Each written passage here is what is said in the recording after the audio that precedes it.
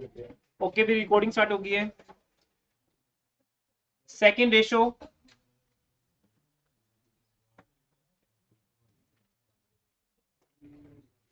Next है, आज का मैच ऐसे ही होना था इसलिए आपको बुलाया है। डोंट वेस्ट योर टाइम, पढ़ लो, दुखी होने की जरूरत नहीं है। ट्रेड रिसीवेबल टर्नओवर रेशो लिखेंगे फॉर्मूला बेटा इसका। अब अच्छी बात क्या है कि हमें कॉन्सेप्ट ऑलरेडी आता है, जस्ट हमारे कॉन्सेप्ट में वर्ड चेंज होना है। बताओ भी लास्ट क्वेश्चन में, लास्ट रेशो में किसकी बात करते थे हम? इन्वेंट्री की। हर जगह इन्वेंट्री इन्वेंट्री थी। अब वही हर जगह पर क्या आ जाएगा? Trade receivable. क्या रहेगा? यस। तो लिखिए formula, trade receivable turnover ratio.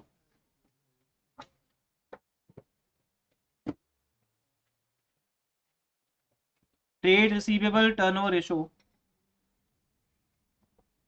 Concept लिखते हैं इसका।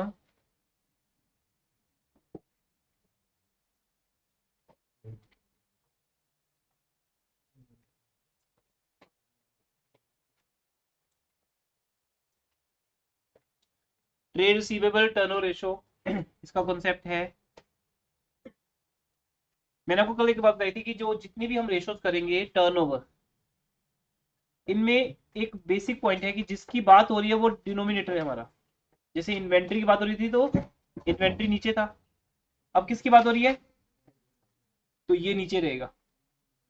और बताओ भी क्लोजिंग इंपॉर्टेंट है या average? Average. Again average important है। मैं फिर बोल रहा हूं, अगर एवरेज पॉसिबल नहीं हुआ तो फिर हम क्या लेंगे? क्लोजिंग। तो लिख दो पहले तो जो आपको पहले से पता है, एवरेज ट्रेड रिसीवेबल्स या अगर एवरेज पॉसिबल ना हो तो फिर क्या लेंगे? क्लोजिंग। अब टर्नओवर का मीनिंग समझना पड़ेगा। टर्नओवर, नॉर्मली टर्नओवर का मीनिंग सेल होता है, बट यहां टर्नओवर का मीनिंग होगा हमारे डेटर्स कितनी बार टर्न करते हैं हमारे पास। ये किस बात पे डिपेंड है? हम उनको कितनी फास्ट सेल करते हैं। जैसे मान लो अगर मैं उन डेटर्स की बात करूं जो डेली मॉर्निंग में वेरका का मिल्क परचेज करते हैं, ऐसा कितने घर होंगे जिनके पास मॉर्निंग में वेरका के पैकेट्स आते होंगे, है ना? तो मान लेते हैं एक घर में वेरका के 8 पैकेट्स आ रहे हैं, तो क्या वो नेक्स्ट डे भी परचेज करता है या फिर एक महीने बाद परचेज करता है? इट इज जो ये वाले प्रोडक्ट्स हैं डेली कंज्यूमेबल जिसको बोलते हैं, है ना, ब्रेड, बटर, मिल्क, ये जो चीजें हैं इनके कस्टमर डेली बेसिस पे है। अगर आज कोई वेरका के 6 पैकेट्स लेके जाएगा, नेक्स्ट डे फिर टर्न करेगा, नेक्स्ट डे फिर उस शॉप पे जाएगा, बोलेगा 6 पैकेट डाल दो, वो उसका फिक्स हो गया कि रोज वो 6 पैकेट्स लेके जाएगा। तो हमारे डेटर्स कितना हमारे पास जल्दी आएंगे, टर्न करेंगे, ये इस बात पे डिपेंड है हम उनको एक साल में कितनी गुड्स सेल करते हैं। अच्छा ये बताओ, जो डेटर्स होते हैं, अब आप बताना, कॉस्ट पे होते हैं या सेल प्राइस पे? क्लियर है, सेल प्राइस पे। डेटर्स को तो हम अपनी कॉस्ट बताते ही नहीं। अगर मार्केट से कुछ खरीदते हो तो वो किस पे मिलता है? एमआरपी पे। ठीक है, वो आपको ट्रेड डिस्काउंट दे सकते हैं, कैश डिस्काउंट दे सकते हैं, बट जो भी वो प्राइस पे बेचेंगे वो प्राइस उनकी कॉस्ट से ज्यादा होगी। तो बताओ इसका लिंक भी किससे बना चाहिए? सेल से। अगर डेटर्स किस पे होते हैं? सेल पे। अगर डेटर सेल पे है तो उसका न्यूमिनेटर भी क्या होगा? सेल होगा। दूसरा आंसर, डेटर्स को हम कौन सी सेल करते हैं, क्रेडिट के कैश? तो को फॉर्मूला हम खुद बना रहे हैं, तो कोई चांस ही नहीं क्या बोलो सर फॉर्मूला याद नहीं होते। आपके सामने फ्रेश बन रहे हैं। अगर ट्रेड रिसीवेबल्स है तो ट्रेड रिसीवेबल्स का लिंक कौन सी सेल से है? क्रेडिट सेल से है। वो एमआरपी पे होते हैं, ठीक है। तो इसलिए हम यहाँ लिखेंगे कौन सी cell? Credit. Credit revenue from operations.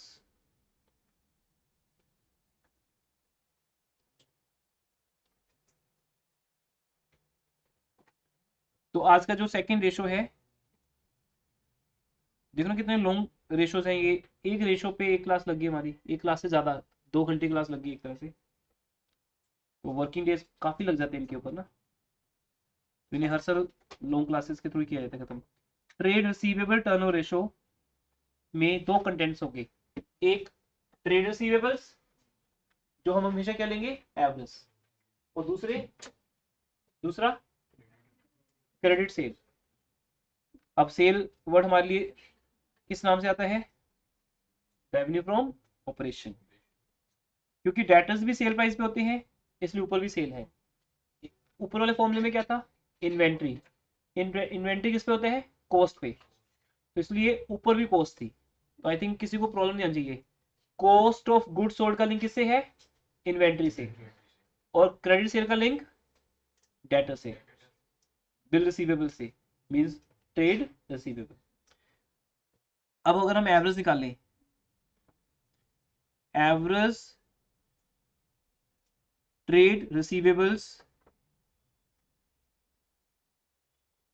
अगर हम एवरेज निकाल लें तो अब आपको पता है ट्रेड रिसीवेबल्स में दो चीजें होती हैं, एक डेटर्स और एक बिल रिसीवेबल। तो हमें दोनों का ओपनिंग लेना पड़ेगा।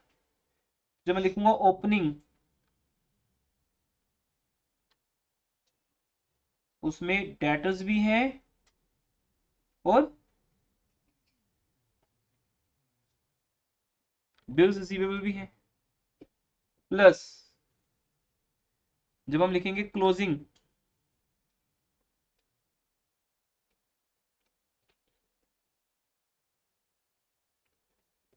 जब हम लिखेंगे क्लोजिंग, तो क्लोजिंग में दोनों हैं, डेटर्स भी हैं और बिल्स रिसीवेबल। वैसे तो वो एग्जाम में आपको सिर्फ ट्रेड रिसीवेबल वर्ड ही लिख के देगा, पर अगर उसने उसको ओपन कर दिया तो उसके अंदर दो आइटम्स होती हैं। ये बैलेंस शीट में हमने याद किया था, याद है? एक होता है उसके अंदर डेटर्स, दूसरे होते हैं बिल्स रिसीवेबल। दोनों का ओपनिंग एक अमाउंट बन जाएगा, दोनों का क्लोजिंग एक अमाउंट बन जाएगा। फिर इन दोनों अमाउंट्स का आप क्या निकालोगे? एवरेज। और अगर आपको क्लोजिंग लेना पड़ गया तो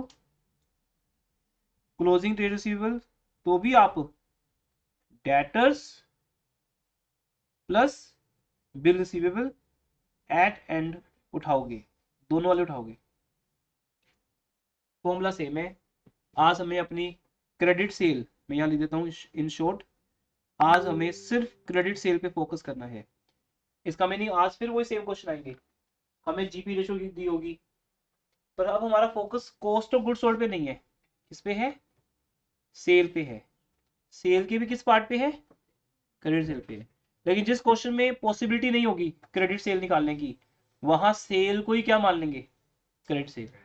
मतलब अगर हमें कैश सेल नहीं दी तो कैश सेल जीरो है, तो जो सेल दी है या जो हमने निकाली है वो कौन सी बन गई? क्रेडिट बन गई। Credit sale by average trade receivable, simple, ये कॉन्सेप्ट है। अब बताओ ये रेशो हायर बेटर है कि लोअर बेटर है? हम क्या चाहते हैं, हमारे पास गेटर्स ज्यादा आए या कम आए? नहीं नहीं, कैश क्रेडिट वगैरह नहीं होता, ज्यादा आए, ज्यादा बार आए। हम उनको क्रेडिट सेल करें तो फिर बार बार करें। नहीं तो कस्टमर क्या बोलेगा, आज मैं गुड्स लेके जा रहा हूँ, आपके पैसे दूंगा 4 महीने बाद, क्योंकि मैं 4 महीने बाद आऊंगा वापस, उससे पहले मुझे जरूरत ही पड़ेगी। हम चाहते हैं कि वो जल्दी हमारे पास वापस आए। तो जितनी क्रेडिट सेल ज्यादा होगी हमारी, उतना डेटर टर्नओवर रेशो ज्यादा होगी। मान लो आंसर आया 12 टाइम्स, इसका आंसर आया टाइम्स में आएगा आंसर। तो फिर यहाँ पर ऊपर ऊपर वाले क्वेश्चन में तो नहीं आया मंथ्स के अंदर, यहाँ वो पूछेंगे एक और क्वेश्चन। एक और रेशो आते हैं बेटा इसके अंदर, दो रेशो से इन्वॉल्व होती हैं, एक ट्रेड रिसीवेबल रेशो एक इसका एक और पार्ट है, सब पार्ट है इसका, वो भी लिखो। इतना लिख लिया हमने, इसका एक और पार्ट है, लिखो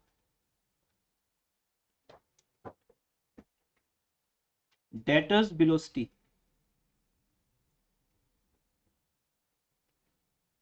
डेटर्स वेलोसिटी क्या है,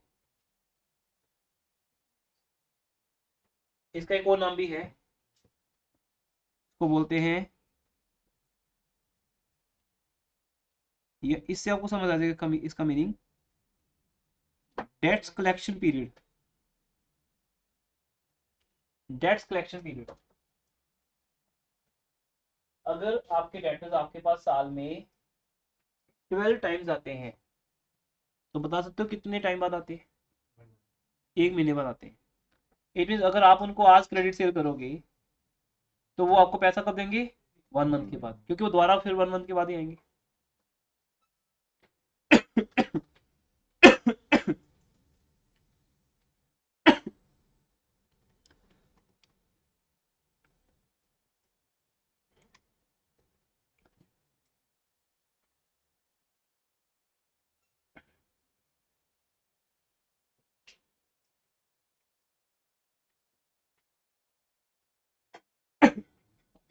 तो जब भी हमने आंसर टाइम में निकालना, टाइम वैल्यू में, तो हम 12 मंथ्स की जगह पर 365 डेज ले सकते हैं।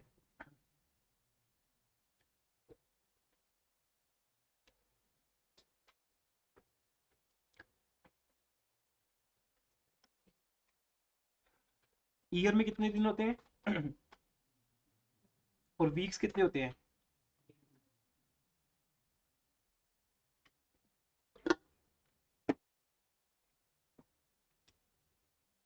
कितने होते हैं? 52। तो इट मीन्स 12 मंथ्स या कितने डेज 360 या कितने वीक्स। इन तीनों में से आंसर कैसे भी निकाल सकते हो, लेकिन मोस्टली जब नहीं लिखा होता तो हम आंसर किसमें निकालते हैं? मंथ्स में। अदरवाइज हम तीनों में से कुछ भी ले सकते हैं। याद रखिएगा 1 ईयर में 52 वीक्स ही होते हैं, कैलेंडर में चेक कर लो, चाहे वो ईयर लीप ईयर हो या नहीं हो, आपके 52 वीक्स ही होते हैं। लीप ईयर होगा तो फिर डेज में फर्क पड़ जाएगा, तो ऐसा डेज बढ़ेंगे बस। क्वेश्चन में तो अगर लीप ईयर है तो फिर आपको देखना पड़ेगा कि वो 2004 है, 2008 है, 2012 है, पता ही ना आपको, तो वो देख लेना कि वो कौन सा ईयर है, तो फिर आपको 366 लेना पड़ेगा। या फिर वो कई बार बोल देते हैं अज्यूम 1 ईयर इजकल टू कितने डेज 360, ताकि आपकी कैलकुलेशन ईजी हो जाए। 360 से डिवाइड करना ईजी होता है, जैसे मैं 12 को डिवाइड करूंगा 12 टाइम्स को, तो 12 टाइम्स से डिवाइड होगा तो 365, या मुश्किल है 366, क्या इजी है 360। लेकिन वो जब कहेंगे तो कर सकते हो आप अपनी तरफ से क्या लिखोगे 365, या लीप ईयर है तो 366। क्लियर?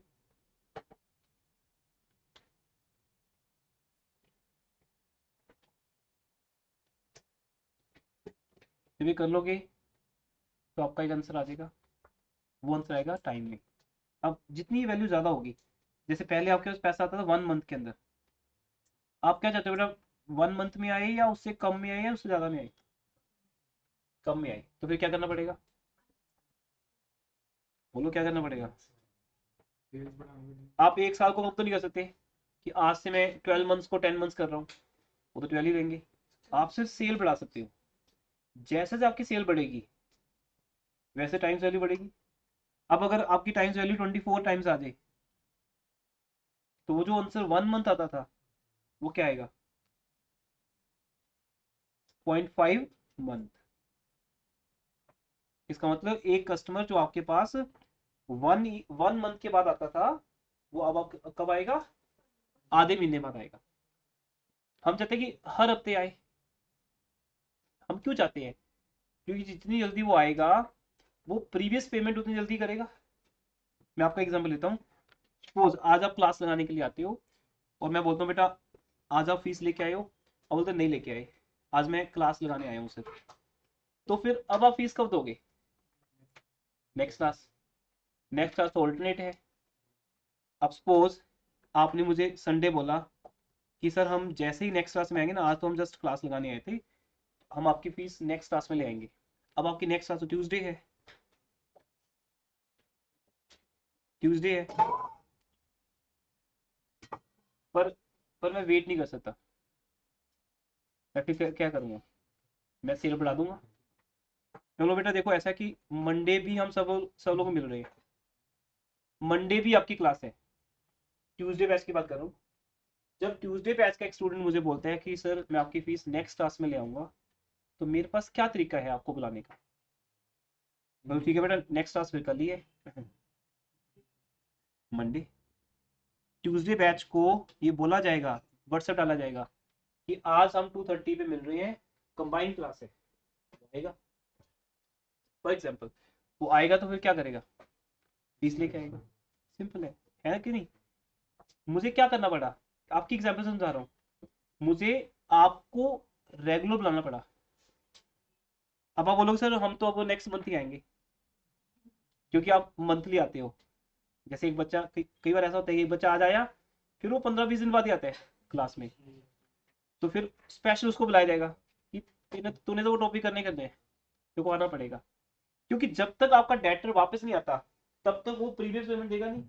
क्योंकि क्रेडिट सेल का मतलब क्या है, समझ पा रहे हो। आज मैंने आपको पढ़ाया, आपने मेरे पैसे नहीं दिए, तो ये क्या होगी, क्रेडिट सेल। तो इसकी पेमेंट कब करोगे फिर, नेक्स्ट डे। तो बिजनेस ऐसे चलता है। जब क्रेडिट सेल होती है ना, चलो ये वाली एग्जांपल तो एग्जैक्ट नहीं है, सिर्फ आपके दिमाग में आइडिया डाल दिया। जब आप क्रेडिट सेल करते हो तो कस्टमर को बोलते हो कि आप नेक्स्ट टाइम कब आओगे। जब नेक्स्ट टाइम आएगा तो वो क्या करेगा, वो पिछले पैसे दे देगा, अगला सामान ले जाएगा। फिर जब नेक्स्ट टाइम आएगा, ये वाले पैसे दे देगा और नेक्स्ट ले लेगा। जो लोग क्रेडिट पे खरीदते हैं चीजें, वो ये करते हैं। इसलिए हमें हमें हमें फायदा कब है, जब हमारा डेटर जल्दी हमारे पास आए। तो उसे एक साल में 12 बार नहीं बुलाना, कितनी बार, 24 टाइम्स, 36 टाइम्स। जितनी बार जल्दी बुलाओगे, उतना वो रिवॉल्व अराउंड ज्यादा करेगा, उतनी बार वो ज्यादा टर्न होगा, और आपको डेट्स कलेक्शन पीरियड में हेल्प मिलेगी। और ये पीरियड जितना लोअर हो उतना बेटर है, जितना हायर उतना बेटर है, बताइए। लोअर और हायर बोलो भी। लो, यस। हम नहीं चाहेंगे ना कि पेमेंट 1 मंथ के बाद आए। जैसे मैंने आपको एग्जांपल दिया, आपने सर आपकी फीस परसों आएगी, क्योंकि अब तो हम परसों ही आएंगे। तो ठीक है, तुम्हारे पीछे से व्हाट्सअप आ रहा है कल भी क्लास है, तो तुम्हें कल भी आना पड़ेगा। फिर कल तो नहीं बहाना लगा सकते, जब तुम कल आओगे तो फिर फीस लेके आओगे। इसलिए मैं नहीं चाहता कि आप पेमेंट 1 मंथ के बाद करो। मैं चाहता हूँ कि आप पेमेंट आज ही करो, क्योंकि वो पैसे रिक्वायर्ड होते हैं, उन पैसों का एक यूज होता है जो हमने आगे कहीं यूज करने हैं। तो बिजनेसमैन की एक पॉलिसी होती है, कैश मैनेजमेंट, जहां वो हमेशा डेटर्स को एक टाइम देता है, और वो चाहते हैं कि डेटर्स वो टाइम कम करें। जब कोई डेटर बोलता है 2 मंथ्स के बाद आएंगे, तो बोलो 2 मंथ्स क्यों, 1 मंथ के बाद ही आ जाओ। इस तरह से आपकी क्रेडिट सेल बढ़ती है। दो फायदे हो गए, क्रेडिट सेल भी बढ़ रही है और पैसा भी जल्दी आ रहा है, हो जाएगा। ये दो फॉर्मूलाज हो गए। पहला फॉर्मूला क्या था, डेटर टर्नओवर रेशियो, इसका एक्चुअल नेम क्या है, ट्रेड रिसीवेबल। बिल रिसीवेबल है तो वो भी इसके अंदर आ गई। दूसरा, डेटर वेलोसिटी या डेट कलेक्शन पीरियड, वो इस बात पे डिपेंड है कि आपकी रेशियो कितने टाइम में है। सर इसमें से डेटर्स को इंक्लूड दोनों ही है, debtor plus BR, debtor plus BR दोनों ही है ना, ठीक है। ट्रेड रिसीवेबल की बात हो रही है basically, trade receivable collection period. मैं सिर्फ आपके लिए लिख रहा हूँ डेटर्स, क्योंकि आपको आदत है डेटर सुनने की। पर डेटर और बीआर एक ही चीज होती है, इन डेटर से ही बीआर आता है, और जब बिल रिसीवेबल डिसऑन हो जाता है तो फिर से वो क्या बन जाते हैं, डेटर्स। रेस्ट उस बुक का वो वाला पेज साथ में पढ़ते रहना, बाद में पढ़ना चाहिए। इन सब रेशियो को एक साथ ही पढ़ना, समझ आ जाएगा। वहां पे लिखा, सब सबका मीनिंग से लिखा होगा, इन्वेंट्री कितनी बार टर्न होती है, यहाँ क्या लिखा होगा, डेटा कितनी बार टर्न होता है। हायर इज बेटर और लोअर इज बेटर, ये लिखा होगा यहाँ पर।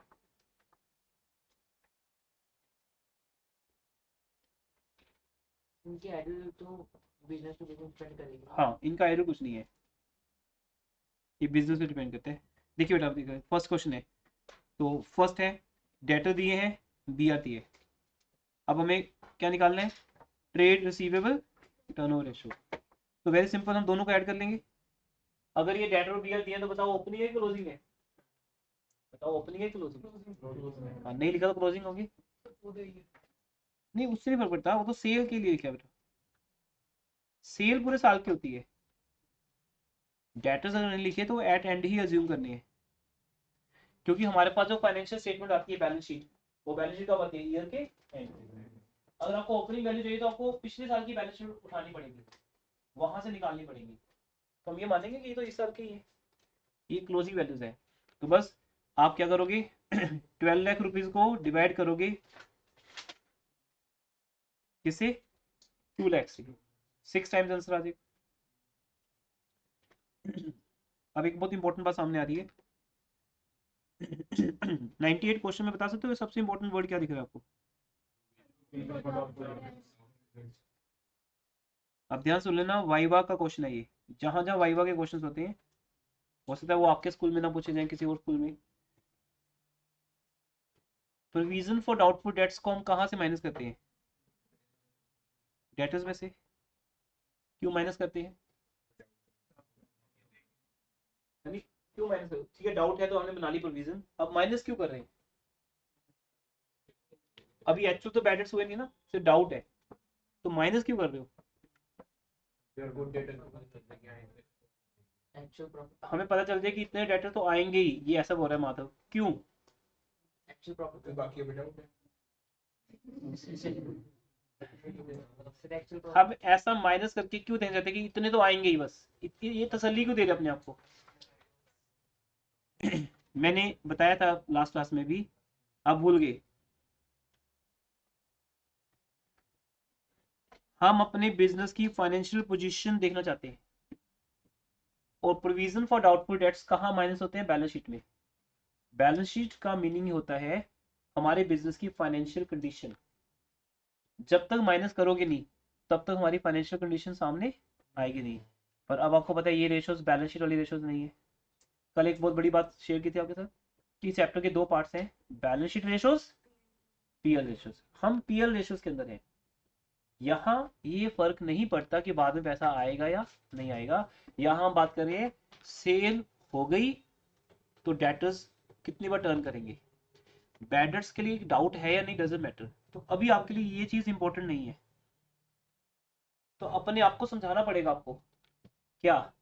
सुनो ध्यान से, क्या समझाना है। एग्जामिनर को पता है कि आप लोग भूल जाते हो, तो उसे आपके वीक पॉइंट्स पता है, क्योंकि फाइनल एग्जाम में एक ही क्वेश्चन आने, उसे पता है कि क्या वीक पॉइंट है आपका। प्रोविजन फॉर डाउटफुल डेट्स आपको माइनस करनी है सोल्वेंसी रेशियोज तक। दो तरह की सोल्वेंसी है, short term and long term, liquidity ratios या सोल्वेंसी रेशियोज। वहां जब भी डेटर्स लेने हैं, डेटर से क्या माइनस करनी है? प्रोविजन। अभी हमारा फॉर्मूला क्या, चेक करो। क्रेडिट सेल,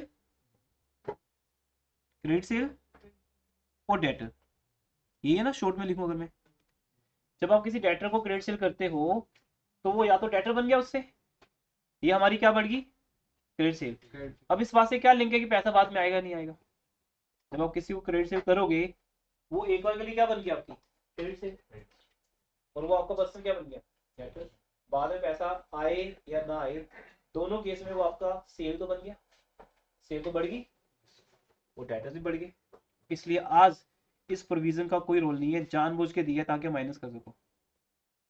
तो दिमाग को बता दो, कॉपी से लिख लो, don't use provision for doubtful debts during inventory ratios, sorry during turnover ratios.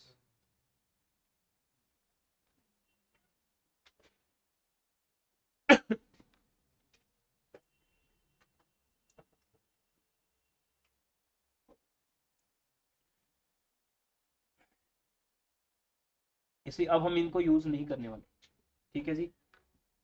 तो अब हम सिंपल इसको यूज करेंगे। 28 + 7 कितना आ गया?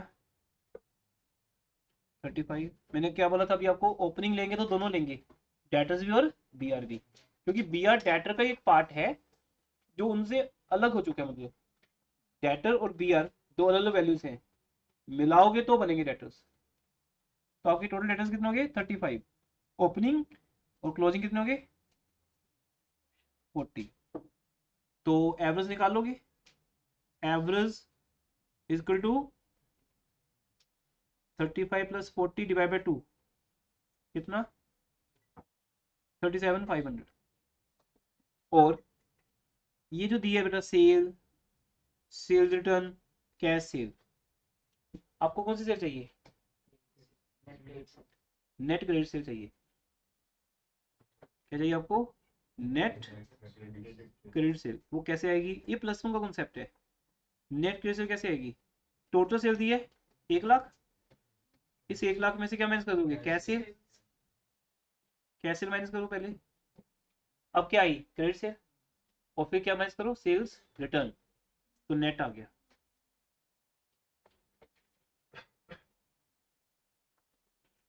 Net credit sale is equal to 75,000।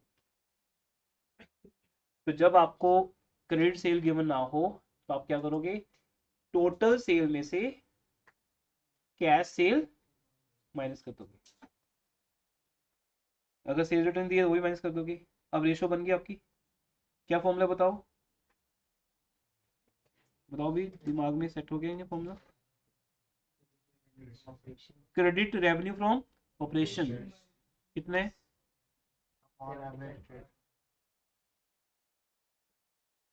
Meena कितने बोलो?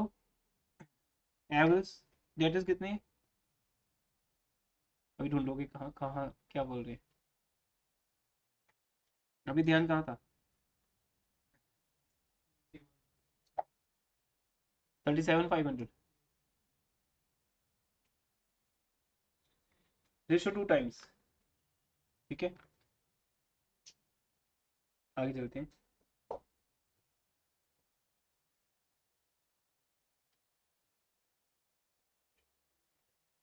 क्लोजिंग गिवन है,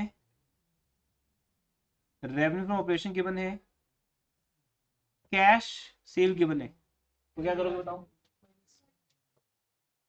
हाँ जी, रेवेन्यू फ्रॉम ऑपरेशन कौन सी सेल है? टोटल, उसमें से क्या माइनस करोगे? कैश, क्या आ जाएगा? क्रेडिट। और ये बोल दो एग्जामिनर को कि अब मैं कंफ्यूज नहीं हूंगा, मैं इसको नहीं देखूंगा। कहाँ देखूंगा इसको? सोल्वेंसी रेशियो तक, यहाँ नहीं, क्योंकि इस चैप्टर के 2 पार्ट हैं। पहले जो रेशियोज किए हमने 2, लिक्विडिटी एंड सोल्वेंसी, वो क्या थी? Balance sheet ratios, position statements. अभी नहीं है, अभी मेरे लिए प्रोविजन इंपॉर्टेंट नहीं है, बस आंसर आ जाएगा आपका। हम सिर्फ क्लोजिंग यूज कर लेंगे, एवरेज की जरूरत नहीं हमें।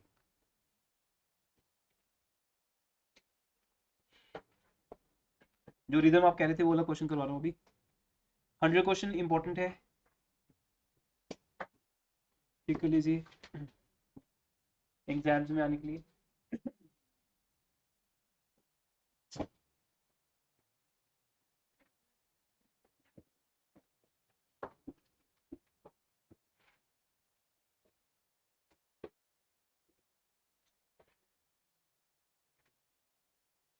आपको क्या दिया देखो, क्लोजिंग, क्लोजिंग ट्रेड रिसीवेबल्स, और क्या दिया है? कैश सेल बीइंग, मतलब equal to, cash sale equal to क्या है? 25% किसका? क्रेडिट सेल का। पहले इसको सोल्व करना पड़ेगा, फिर आगे बढ़ेंगे। बताओ भी कैसे करेंगे? क्रेडिट सेल को क्या अज्यूम करें, 100 या एक्स? 100 कर लो, ज्यादा बेटर है। देखो एक्स कब अज्यूम करते हैं? जब 3 टाइम्स, वहां वहां वो एग्जैक्ट वैल्यू नहीं पता होती हमें, वहां हम 100 रुपीज मानेंगे तो इवन क्वेश्चन सोल्व नहीं कर पाओगे आप। पर ये तो वैल्यूज है ना, सेल्स वैल्यू, वैल्यू होती है। ये तो प्रॉपर बोल रहा है कि अगर हमारी कैश सेल क्रेडिट सेल का 25% है, तो अगर अपने आप को इजी, अगर एक्सेस जूम करोगे ना, फालतू में 4-5 स्टेप बन जाएंगे आपके। तो हम यहाँ लिखते हैं let credit sale less credit sale is equal to 100। Credit sale क्या है? 100। आर्यन समझ रहे हो क्या लिखा है? कैश सेल्स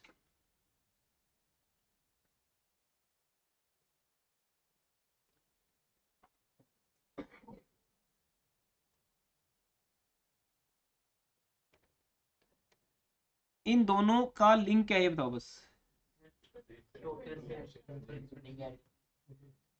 क्रेडिट सेल में अगर 25% कैश सेल ऐड कर दे, जो कि 25% किसका है, क्रेडिट का ही है, तो मैंने क्रेडिट 100 मान लिया। अगर बोलता 25% टोटल सेल का है तो टोटल सेल 100 मान लेते, हमारा क्या जाता है वही मान लो जो है। तो अगर क्रेडिट सेल 100 है, कैश सेल 25% 25 है, तो जो टोटल सेल है कितनी है। अब मुझे नहीं पता कि इसकी जरूरत है नहीं इस क्वेश्चन में, इसका लिंक ये है बस। अगर ये लाइन दी है कैश सेल क्रेडिट का 25% है, तो एग्जामिनर आपको हिंट दे रहा है कि आप किस पे पहुंचोगे, टोटल सेल पे। कैश क्रेडिट अज्यूम कर लो, कैश हम बता ही रहे हैं 25% है, किस पे आ जाओगे, टोटल पे। अगर दिया है तो लिंक भी बनेगा, देखते हैं क्या लिंक बनता है। इस क्वेश्चन में आपको क्या दिए है, चेक करिए क्या दिए है। ये देखो ये दिया बेटा, ये लिंक बन गया। आपको दिया है रेवेन्यू फ्रॉम ऑपरेशन। हाँ जी, फिर क्वेश्चन पूछो आपसे।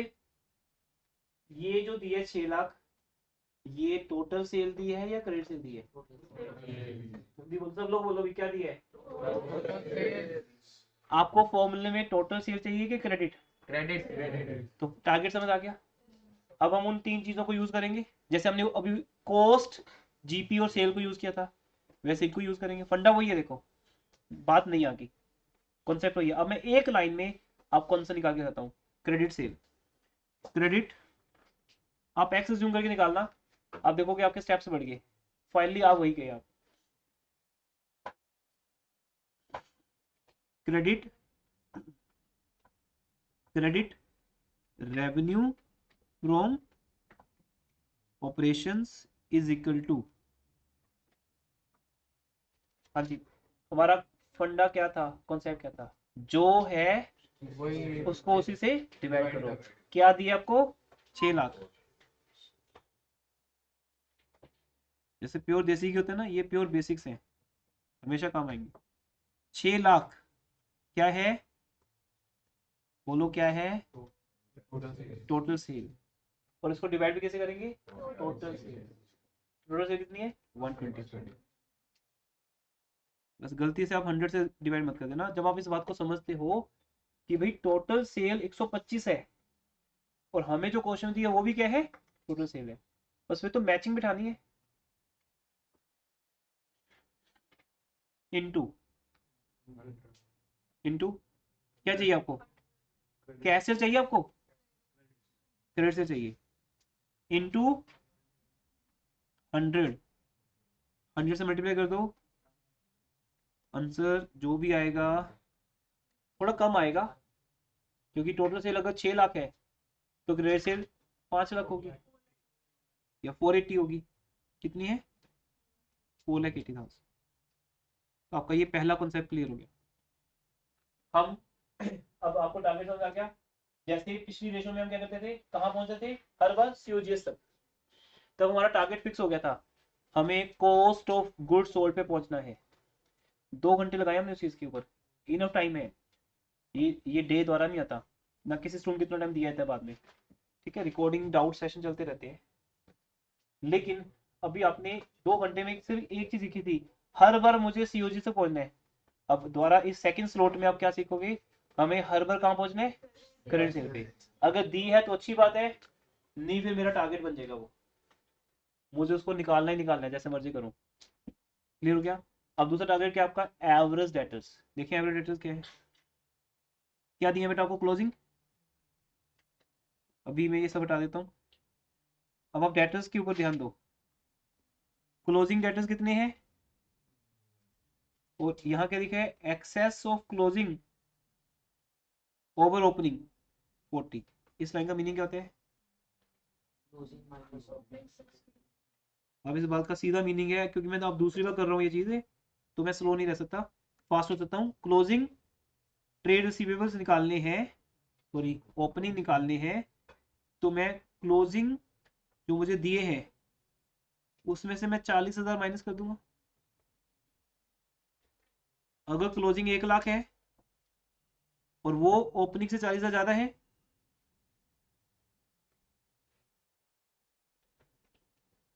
तो ओपनिंग कितने हो जाएंगे 60। अब हमारा दूसरा टारगेट भी क्लियर हो गया, ओपनिंग भी निकाल ली हमने, क्लोजिंग भी पता है। तो अभी आप सिर्फ क्लोजिंग यूज नहीं कर सकते, अब आपको दोनों का क्या करना पड़ेगा, एवरेज। एवरेज यूज करनी पड़ेगी, average equal to average equal to opening कितने हैं, क्लोजिंग 1 लाख डिवाइड बाई 2, 80,000 आ गए। बस अब तो रेशो बहुत इजी है। क्रेडिट सेल 4,80,000, लेकिन पहले फॉर्मूला लिखना आपने, credit revenue from operation 480 by average debtors 80, कितने टाइम्स हो गया, 6 टाइम्स। ये आपका आंसर आ गया 6 टाइम्स। ऐसे कर लो, सोचेगा।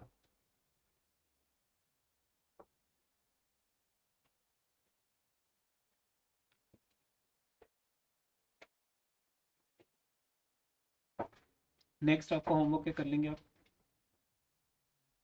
बस एक चीज बता दो, नेक्स्ट क्वेश्चन में सेल्स रिटर्न का क्या करोगे। नहीं माइनस ही रहेंगे रेवेन्यू फ्रॉम ऑपरेशन नेट से जो think before you speak. Cell return अगर मैं पूछ रहा हूँ तो कुछ मेन होगा, सेल रिटर्न का क्या करेंगे। अब सर फालतू बात है, ये तो फालतू इन्फॉर्मेशन है, ये इन्फॉर्मेशन बेकार है, हमारे काम की नहीं है यार, ना यूज मत कर देना। एग्जामिनर यही चाहता है कि आप यूज करो, आपको करनी नहीं है, क्योंकि आपको ऊपर क्या दिख रही है, चलो मैं ये उड़ा देता हूँ अब आपको नेट से दिख रही है, अब बताओ क्या करोगे।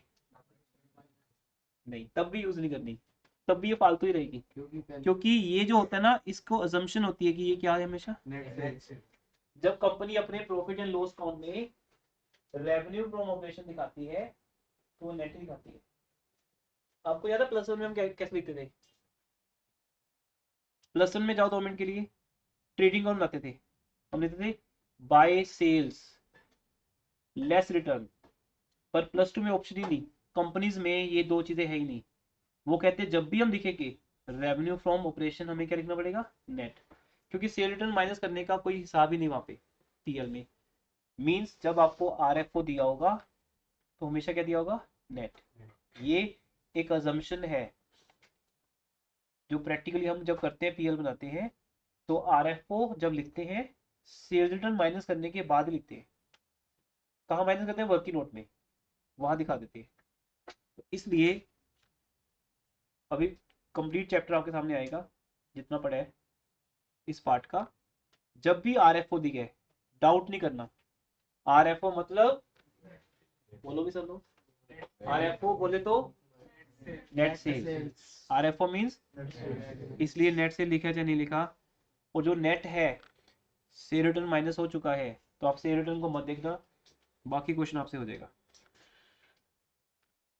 आगे बढ़ते हैं, इस क्वेश्चन में क्या प्रोविजन को यूज करोगे, अब तो पुरानी बात होगी, प्रोविजन यूज नहीं करनी।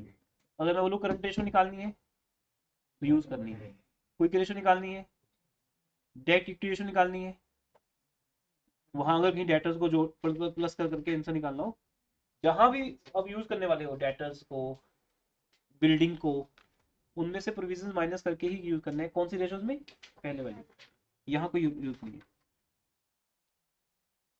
ठीक है, ये आपका सब होमवर्क है, आपसे हो जाएगा।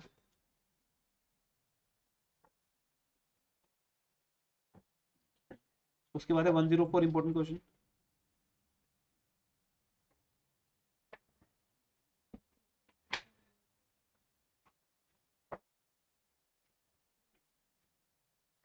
हमारी सेंचुरी कंप्लीट हो चुकी है, आप कभी भी खुश नहीं होते, वहाँ क्रिकेट में लगे रहते हो कि 100 100 बन जाए किसी के भी।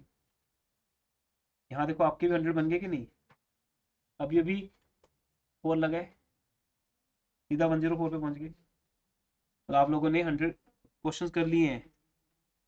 कुछ तुमको ट्रस्ट नहीं होता कि मैंने कर ली 100। हाँ जी, 100 हो चुके हमारे, 104 पे आ गए। रीड करो और कौन समझाएगा, लगाओ दिमाग।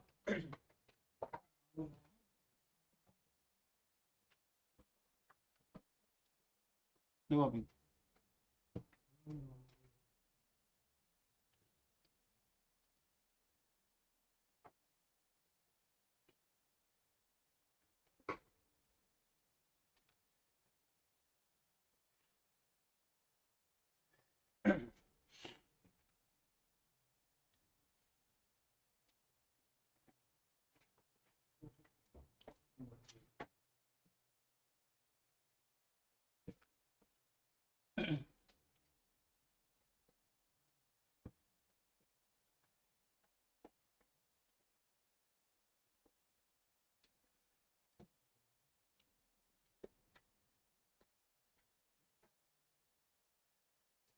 ज्यादा दूर नहीं जाना, बस इस लाइन का मीनिंग समझाने।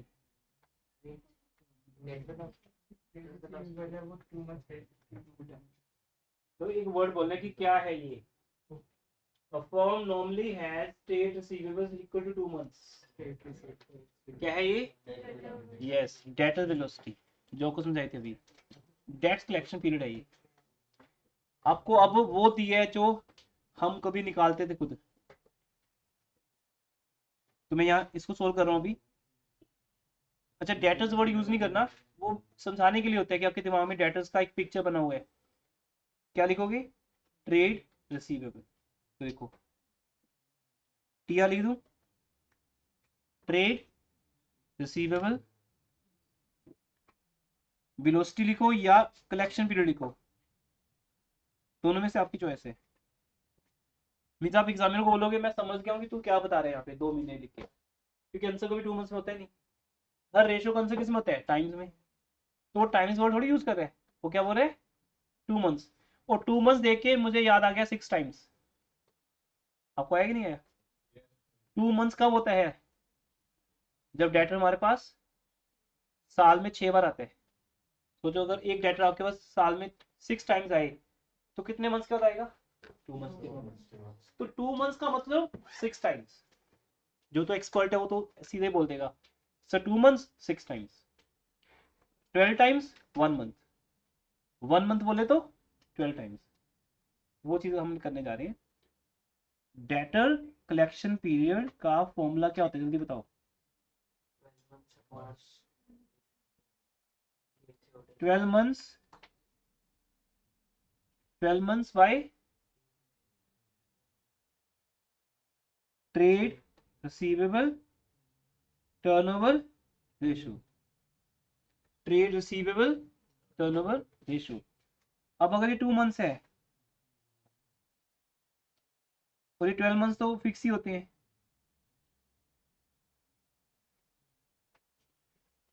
ट्वेल्व मंथ्स क्वेश्चन में गिवन नहीं है, वो फिक्स होते हैं एक साल में। अगर कोई स्टूडेंट ढूंढ रहे हैं कि 12 मंथ्स कहाँ दिए, 12 मंथ्स एक साल में होते हैं, वो तो फिक्स होते हैं। तो 2 महीने के हिसाब से आपकी टीआर क्या आ गई? 6 times. Trade receivable turnover ratio is equal to 12/2। 12 months by 2 months कितने टाइम्स हो गया? 6 टाइम्स। इस तरह से हम फॉर्मूला लगाकर आंसर निकाल लेंगे। वैसे फॉर्मूले की जरूरत नहीं है, अगर वो 2 महीने बोल रहे हैं तो 2 महीने का मतलब 6 टाइम्स ही होता है, क्योंकि एक डेटर अगर 6 टाइम्स के लिए आएगा तभी 2 महीने बाद आएगा। अगर ये डेटर 10 बार आएगा तो 1/2 मंथ्स के बाद आएगा। बस स्टिल आप कोई भी वैल्यू दियो आप आंसर निकाल सकते हो। कहाँ पे पहुंच गए हम? 6 टाइम्स पे। अब निकालना क्या चेक करो क्वेश्चन में क्या निकालने हैं? आपको क्लोजिंग डेटर्स निकालने हैं। आप लगा सकते हो फॉर्मूला। किसका लगाओगे फॉर्मूला?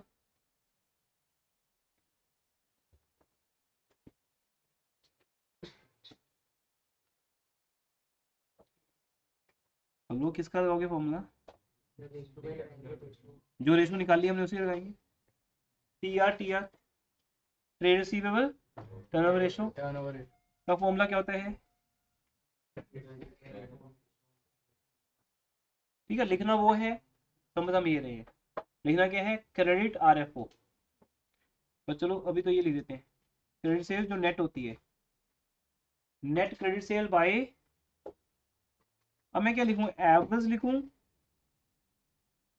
एवरेज ट्रेड रिसीवेबल या क्लोजिंग निकालना क्या हमें, तो भी हम एवरेज लिखते हैं क्योंकि आगे लिखा होता है कि ओपनिंग क्लोजिंग से 2 टाइम्स है, पर इस क्वेश्चन में कोई इन्फॉर्मेशन नहीं है ऐसी, तो हम ये बोल देंगे कि भाई मैं एवरेज लिख भी देता हूँ पर बाद में एवरेज तो आएगी नहीं। एवरेज तब पॉसिबल है जब हमें ओपनिंग क्लोजिंग का कोई लिंक दिया हो, क्लोजिंग ओपनिंग से कितना ज्यादा है, इसलिए अभी एवरेज लिखने का कोई फायदा नहीं क्योंकि एवरेज हम निकाल नहीं पाएंगे। सीधा क्या यूज कर लेते, क्लोजिंग। अगर आपने एवरेज लिख भी दिया तब भी कोई बात नहीं, एवरेज का मीनिंग क्लोजिंग माना जाएगा क्योंकि आंसर एक आना है आपके पास। क्या आंसर आएगा चेक करो। 7,20,000 दिया क्वेश्चन में, चेक करो। 7,20,000 डिवाइड बाय टीआर कितनी थी 6 टाइम्स, और ये उधर चले गए क्लोजिंग, क्लोजिंग ट्रेड रिसीवेबल्स कितना गया 1,00,000।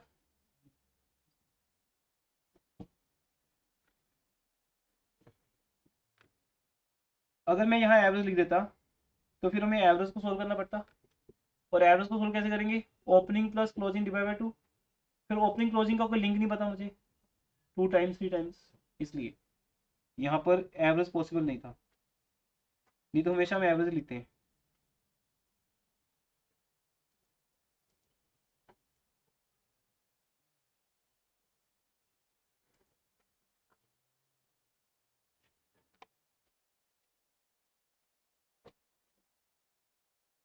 नेक्स्ट क्वेश्चन में कलेक्शन पीरियड क्या दिया आपको, चेक करो।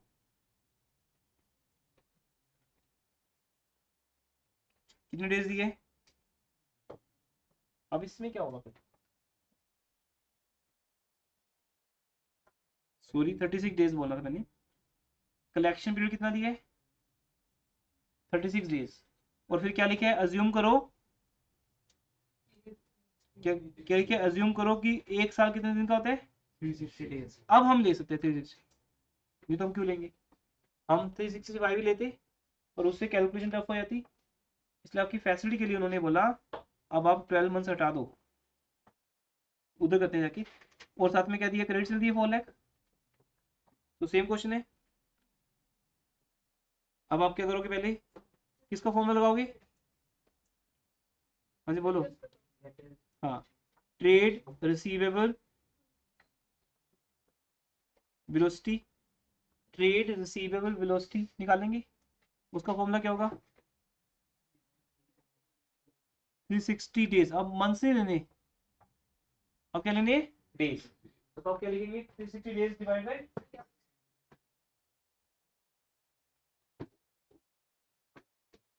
डिवाइड बाय रेशो, रेशो कितनी है 36 डेज, ये भी रेशो ही है, बस ये कि ये डेज में रेशो है और हमें डेज में एक्सेप्ट नहीं है, हमें क्या चाहिए टाइम्स में, नो टाइम्स में आ गई।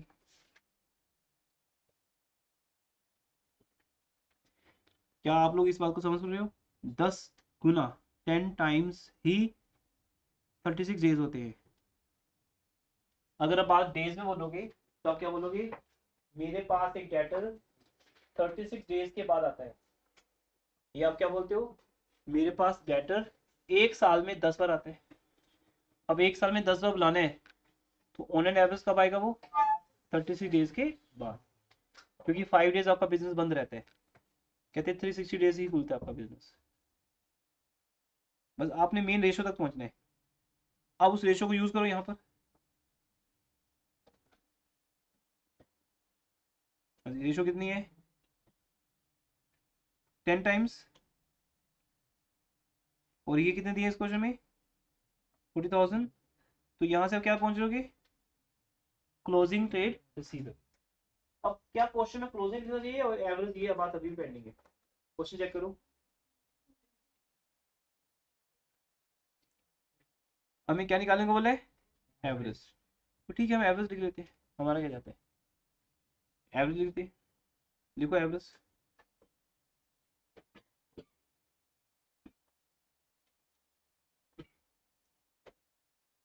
एवरेज ट्रेड रिसीवेबल्स, अभी बताओ कितना आएगा एवरेज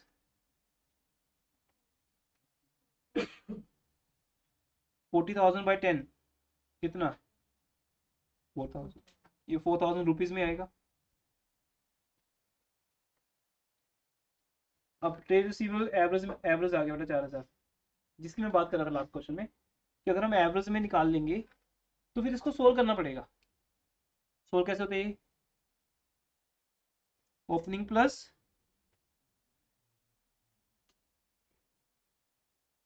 अब बस आगे देखो ओपनिंग क्लोजिंग का लिंक क्या दिया क्वेश्चन में, तो 40,000 4 lakh 40,000 4 लाख दी है।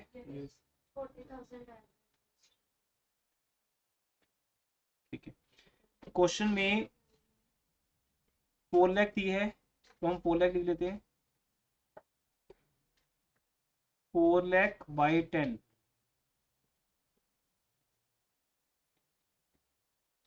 40,000 हो जाएगा।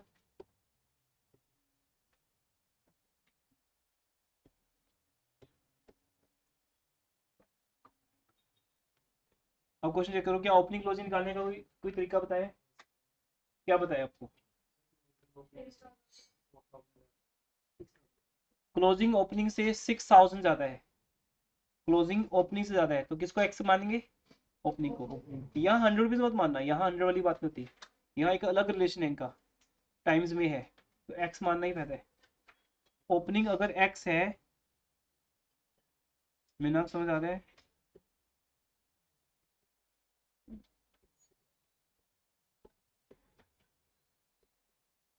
हाँ जी बताइए कैसे होगा। ओपनिंग अगर एक्स है, क्लोजिंग 6 टाइम्स है, अब यहां से एक्स की वैल्यू आ जाएगी, आंसर आ जाएगा आपका। इस तरह से चलेंगे सारे क्वेश्चन। अब आपको एक बेसिक आइडिया हो गया, आपको मेन क्वेश्चन करते हैं, बाकी होमवर्क में करेक्ट हो जाएंगे आपको। 6,000 मोर है, सॉरी मुझे लगा टाइम्स बोल रहे हो, 6,000 मोर है तो फिर एक्स ओपनिंग है और क्लोजिंग एक्स इंटू 6 नहीं है, एक्स प्लस 6,000 है। बाकी किसी को कोई फर्क नहीं पड़ रहा, कुछ भी लिखा जाए, बैठना है तो बस बैठना है क्लास में, ठीक है। मैं 6x लिख रहा हूँ या 6,000 प्लस लिख रहा हूँ, कोई फर्क नहीं पड़ता, ओके था मतलब सबको। चलिए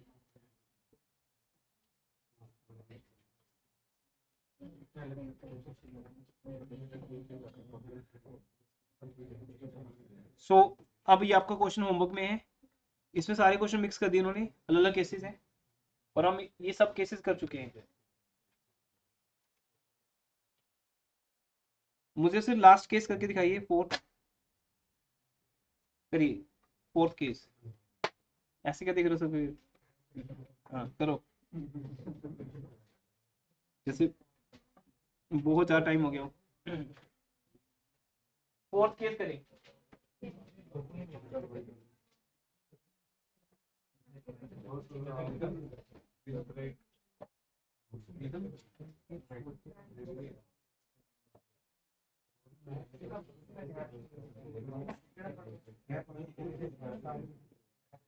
स्लैश की इंफॉर्मेशन रहती है, क्या देखना है इसमें?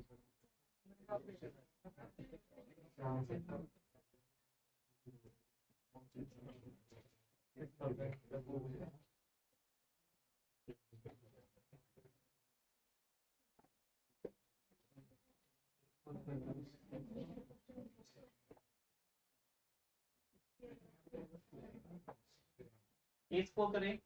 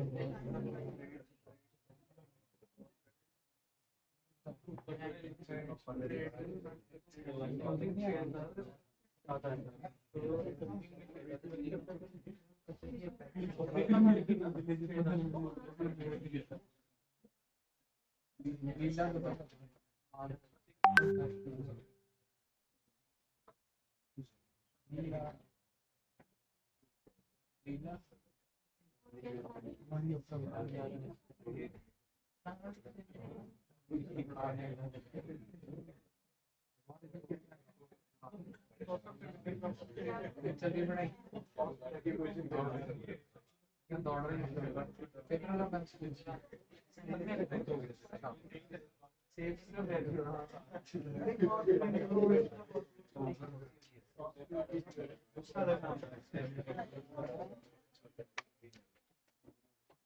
हो गया या नहीं?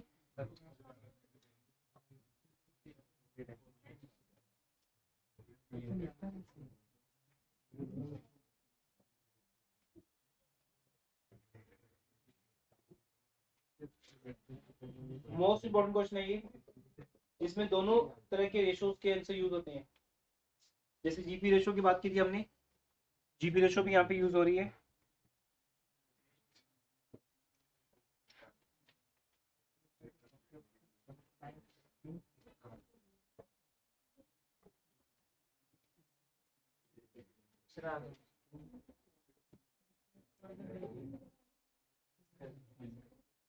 छोड़ दो, ये आते रहते हैं, छोड़ दो।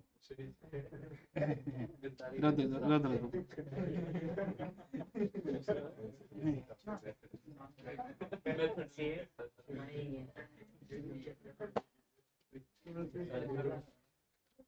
अब देखिए यहाँ पर लिसन, यहाँ पे क्या दिया है, gross profit on sale is 20%, है ना? तो इसका मीनिंग क्या है?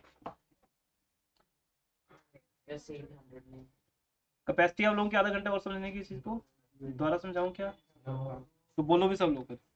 सेल 100 लेंगे, ग्रॉस प्रॉफिट 20 और कॉस्ट 80। सेल 100 लेंगे, ग्रॉस प्रॉफिट 20, उसमें 20, 80 फिर आंसर आएगा माइनस। सीरियस हो जाओ सब लोग। कॉस्ट 80, एक तो ये लिंक हो गया।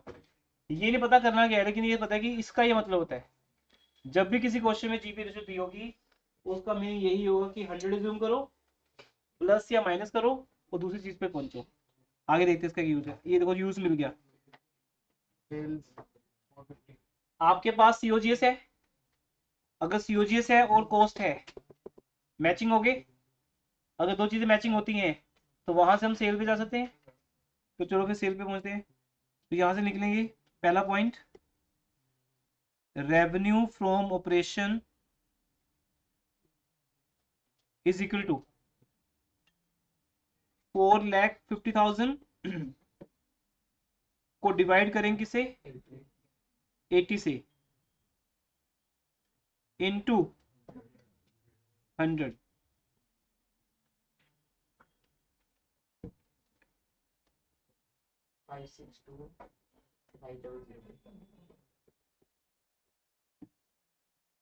आपका आरएफओ आ गया। मतलब हमें दी थी कॉस्ट, कॉस्ट हमें चाहिए नहीं। क्यों चाहिए? कॉस्ट हमें चाहिए थी इन्वेंट्री रेशो में, अभी कौन चल रही है, डेटर। तो हमें यहाँ कॉस्ट को कन्वर्ट करना है किसमें, सेल में। ये हो गया। अब दूसरा, क्या आपको आरएफओ चाहिए? नहीं चाहिए बेटा, हमें चाहिए क्रेडिट सेल। ये जो आई है 562, ये क्रेडिट सेल नहीं आई, ये टोटल सेल आई है। अभी नेट आई है, चलो नेट का लिंक किससे है, सेल रिटर्न से। सेल रिटर्न तो माइनस हो चुकी है इसमें से, बट ये टोटल है, मींस इसमें क्रेडिट भी है और कैश भी है, दोनों है इसके अंदर। अब इस इक्वेशन को सोल्व करेगी ये बात, ये देखो, देखो ना, ऐसे स्टेप बाय स्टेप है, टेक्निक्स है ये। अब अगर आपको टोटल सेल से क्रेडिट सेल पे जाना है, टोटल सेल से क्रेडिट सेल पे जाना है, तो फिर आपको इस इक्वेशन को करना पड़ेगा। क्या लिखा बोलो, cash sale is 20% of net credit. तो आप किसको 100 माने, let net credit sale is equal to 100, cash sale 25%। दोनों को प्लस करें या माइनस करें, क्रेडिट प्लस कैश क्या आ गई स्टेटमेंट आ गई। ये हमारा दूसरा पॉइंट हो गया। तीसरे पॉइंट में हम क्रेडिट सेल पे पहुंच जाएंगे सीधा। हम लिखेंगे credit RFO। Credit RFO is equal to, हाँ जी, हमारे पास टोटल थी 562,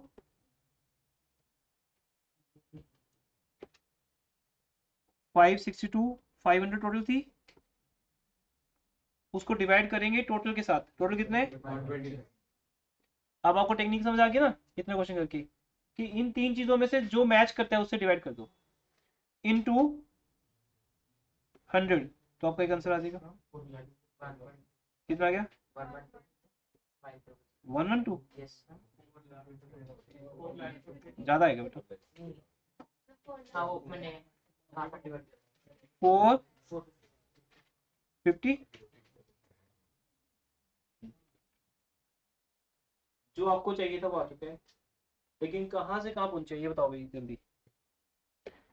इस टेक्निक को हम समझते हैं एक बार, ताकि ये चीज क्लियर हो जाए। आपको क्वेश्चन में क्या दिया था? COGS।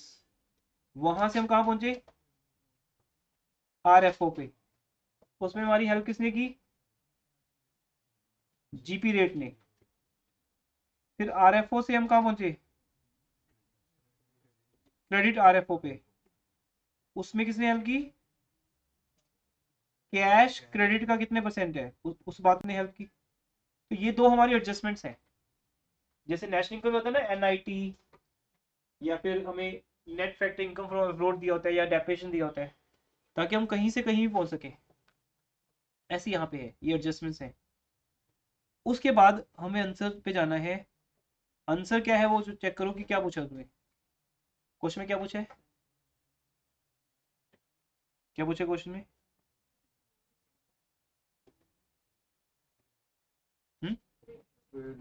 रेशो पूछिए बस, तो रेशो निकाल लेते हैं। उसके लिए हमें चाहिए एक और चीज, एवरेज ट्रेड रिसीवेबल। एवरेज निकाल लोगे? ओपनिंग 90, क्लोजिंग 60, तो बस आंसर आ जाएगा। तो हाँ जी, क्रेडिट सेल कितनी आई थी? 450। एवरेज 90 प्लस कितना था? ठीक है, 75 आ गया। डिवाइड करो 75 से, 6 टाइम्स।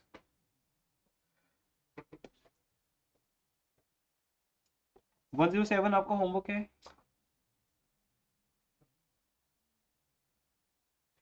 बोलो। Yes sir. ओके, 107 आपका होमवर्क है। और जैसे पिछले पिछले क्वेश्चन में हमें हेडिंग था ओपनिंग एंड क्लोजिंग स्टॉक निकालो, वैसे इसमें भी हेडिंग है ओपनिंग एंड क्लोजिंग ट्रेड निकाल लो। प्योरली होमवर्क है, क्योंकि उस क्वेश्चन उनने बताना था मुझे कि टाइम्स का मीनिंग क्या है, मोर का मीनिंग क्या है। दोबारा बताऊं क्या? 6 टाइम का मीनिंग 6 इंटू एक्स, मोर का मीनिंग x प्लस 4000, पर मोर टाइम्स का मीनिंग दोनों, प्लस भी और मल्टीप्लाई भी। तो ये क्वेश्चन आप कर सकते हो, ये आपका होमवर्क है। ठीक है, तो फर्स्ट रेशो पे ज़्यादा टाइम लगा। अब हमें जो आइडियाज थे वो यहाँ पे यूज किए, सेकंड रेशो पे टाइम कम लगा, थर्ड पे और कम लगेगा।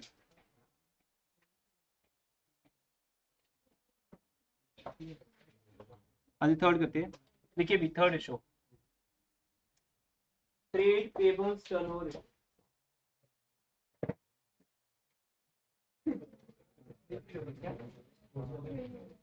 अभी जितना आप कल पढ़े थे उसके बराबर पहुंचेंगे हम। कल आप 3 घंटे पढ़े थे, आज भी हम 3 घंटे पढ़े अभी।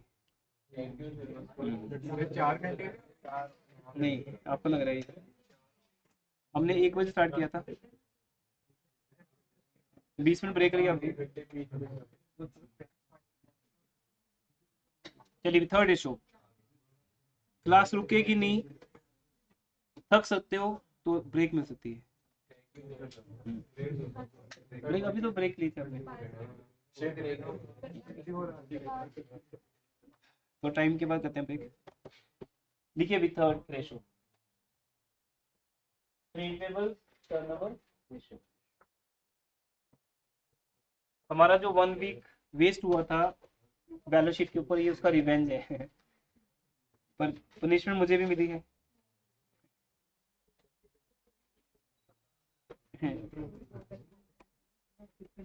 यही बच्चे जो बाद में बोलते हैं कि सिलेबस टाइम पे ओवर नहीं हुआ हमारा। हाँ जी, थर्ड रेशो लिखी जाएगी।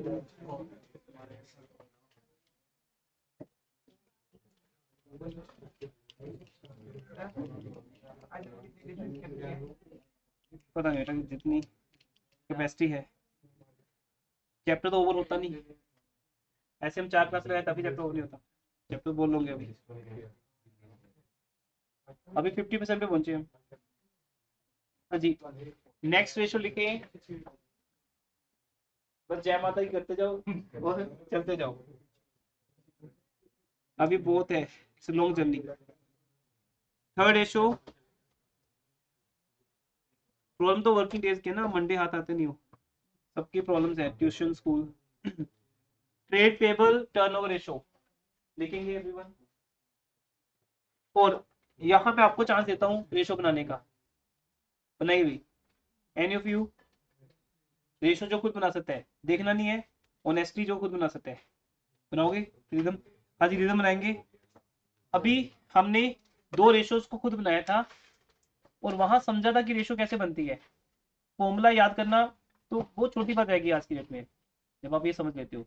तो रिदम अभी बताएंगे रेशो कैसे बनेगी। यस रिदम, ट्रेड पेपर देखो तो नीचे आएगा और या तो आराम आराम आराम से, आराम से।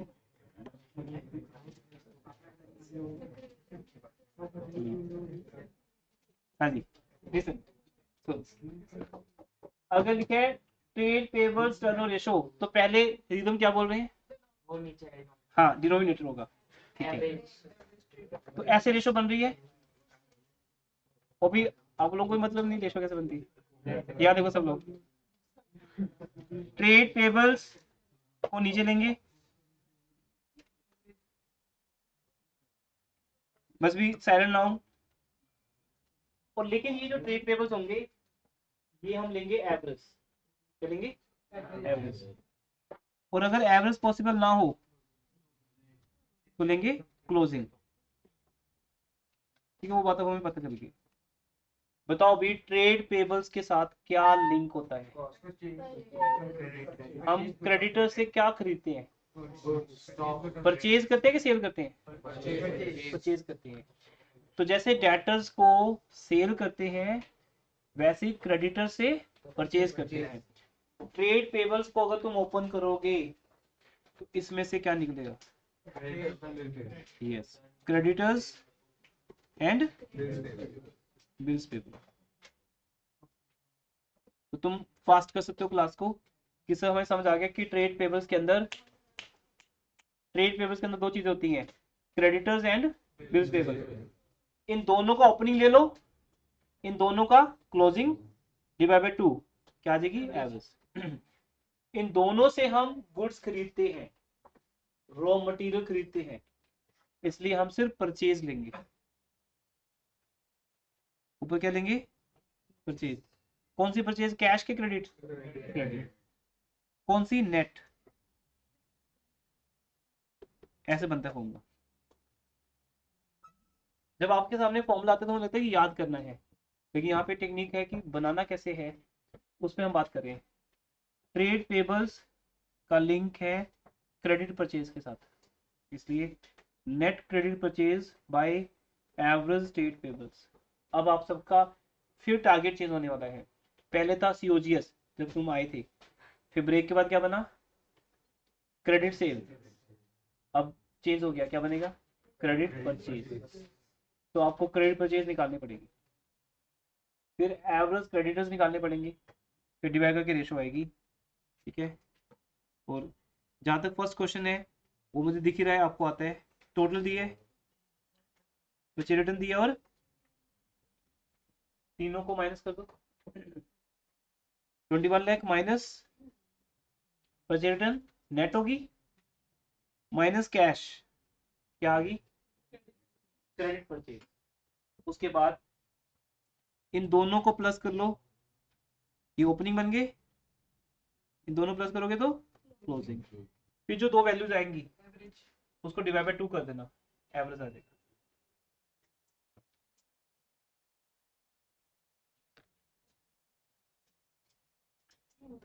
वन वन टू आपका होमवर्क है।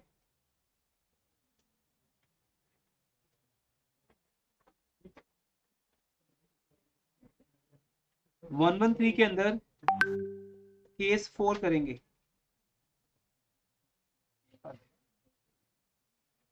रीड करो केस 4।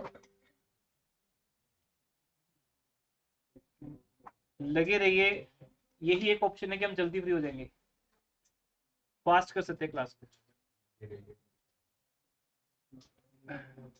हाँ जी, सारे केस करने तो स्लो हो जाएंगे, केस 4 करने तो फास्ट हो जाएंगे। केस 4 करेंगे सर, रीड करो।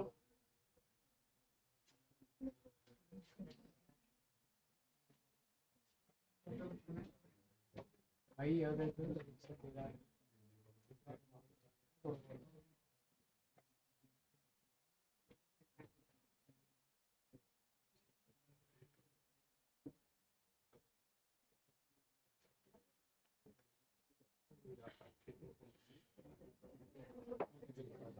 केस 4 में एक इंपॉर्टेंट बात है, including 25,000 due to a supplier of machinery. हाँ ये बस देख लेना। Fine sir, I mean class, तो क्लास की बात करूँ आपको। Sure sir, sure sure. हाँ जी, इसमें इंपॉर्टेंट बात क्या है बेटा, including 25,000 due to a supplier. तो ये 25,000 जो मशीन के लिए देने हैं, उनसे क्या हम गुड्स खरीदते हैं? मशीन क्या हमारी गुड्स है? नो। हम बेचते हैं? नहीं। तो बस क्या करना है आपको, माइनस कर देना है। तो जैसे माइनस करोगे तो आपके जो क्रेडिटर्स हैं वो कौन से आ जाएंगे? गुड्स वाले, क्योंकि हम गुड्स वाले क्रेडिटर्स की बात कर रहे हैं, जिनको हम घुमाते हैं, जिनसे गुड्स खरीदते हैं फिर वापस आते हैं।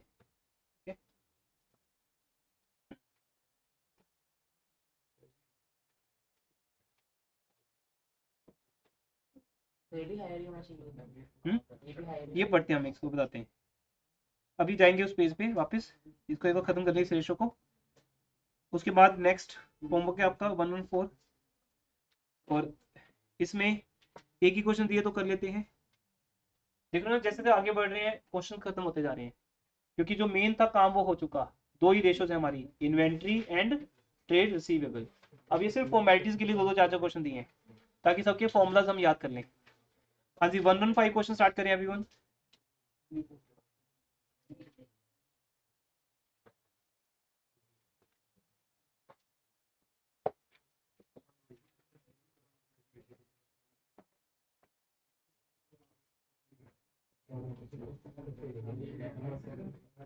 एक पेरेंट्स का मैसेज आया है कि सर हमारे बच्चे को इतनी आदत नहीं है इतनी देर पढ़ने की, फर्स्ट टाइम इतनी लॉन्ग क्लास लगा रहा है, तो थोड़ा केयरली देख लेना उसको कहीं हाँ बेहोश ना हो जाए, मतलब कुछ ऐसा नहीं करना नहीं कि सर देख लेना मतलब फर्स्ट टाइम ही वो लगा रहा है क्लास इतनी लॉन्ग, आज तक हमें, और वो उनको, और वो लिख रहे हैं कि उन्हें प्राउड फील हो रहा है कि सर इतनी देर बच्चा पढ़ रहा है हमारा हमने इतनी देखा नहीं कभी। नहीं नहीं, मैसेज है बेटा, मैंने अपनी लैंग्वेज जरूर बताया, उनका मीनिंग, उनका मैसेज है कि सर इतनी लॉन्ग क्लास आदत नहीं बच्चे को, ध्यान रखना कहीं। पर अच्छी बात भी कहते हैं, अगर अगर लॉन्ग क्लास लगाने की आदत पड़ रही है उसको, अच्छी बात है। हाँ जी यस, क्वेश्चन रीड करके बताएं कैसे सोल्व करेंगे। हाँ जी, एक मिनट भी, कौन बता रहे, कौन बता रहे यहाँ से? मोपी है, यस बताओगे। हाँ जी, एवरीवन कीप क्वाइट। तो कैश परचेज इज 25, तो क्रेडिट हो गया 75। देखो फर्स्ट लाइन को यूज करेंगे, बस इधर सीरियस हो जाइए। कैश परचेज टोटल परचेज का 25% है, तो हम पहले टोटल परचेज को 100 मानेंगे, कैश 25 मान लेंगे, क्रेडिट 75, ये बोला ना आपने।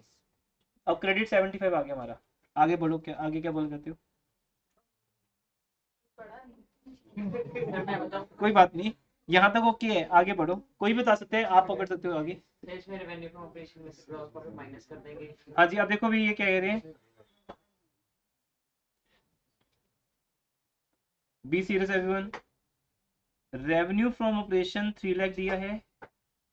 जीपी सेल पे दिया कि कॉस्ट पे दिया? पहले देखो, सेल पे दिया है तो सेल को 100 मानेंगे। बस इससे चीजों की गेम है सब ये, इसलिए इंटरेस्टिंग भी है और एक लेवल के बाद बोरिंग भी हो जाता है क्योंकि एक जैसी चीजें मिलती हैं फिर हमें। अब हम सेल को 100 मानेंगे, ग्रोथ वो भी 25 और कॉस्ट 75। ये आपकी कॉस्ट आ गई। ये 2 पॉइंट हो गए। तीसरा पॉइंट, अब हम इसको यूज करेंगे। सेल 3 लाख और हम खुद से बोलेंगे ये बात कि जो है उसको उसी से डिवाइड करना है। तो 3 लाख को डिवाइड कैसे करना है? 100 से करना है। कितना आएगा?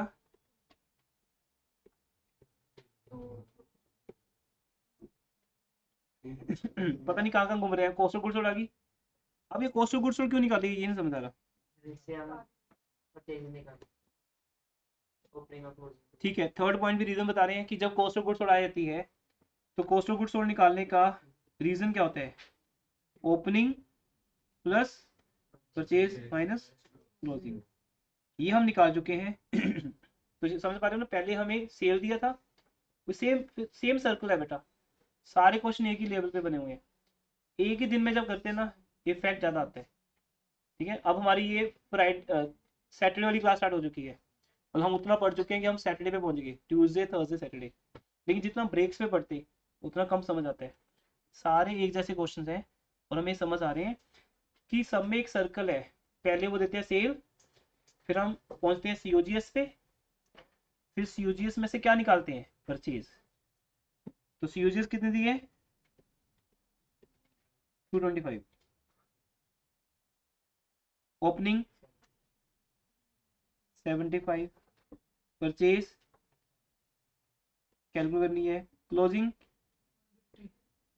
ठीक है, यहां से क्या आ जाएगी? परचेज। उसके बाद फिर यहाँ पे बात नहीं रुकती। फिर वो बोलते हैं कि हम आपको रेशो कौन सा बता रहे हैं, पहले परचेज कौन सा बताओ कितना आएगा?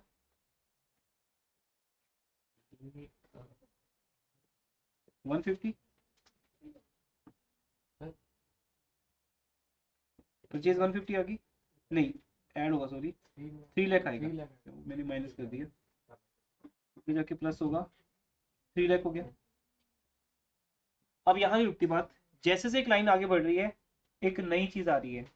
अब हम यहाँ पहुंच गए, देखो trade payable turnover ratio is कितनी?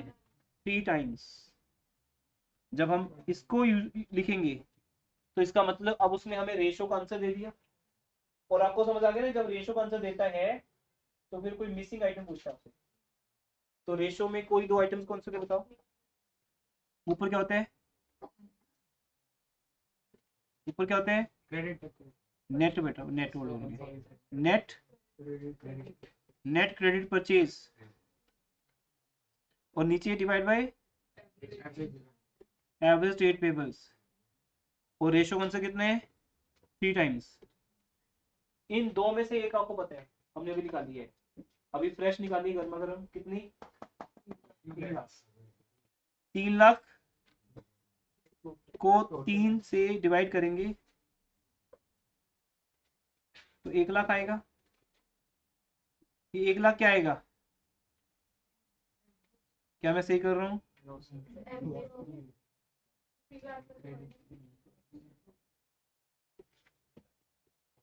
हाँ जी, जो मैंने अभी किया 3 लाख को क्रेडिट सेल मान के ठीक किया, क्रेडिट पे मान के।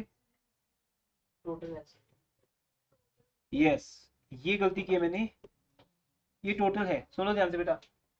जो हमने सीओजीएस में से निकाली है वो परचेज होती है, उसका कोई मतलब नहीं कैश कितनी है क्रेडिट कितनी है, ये टोटल है।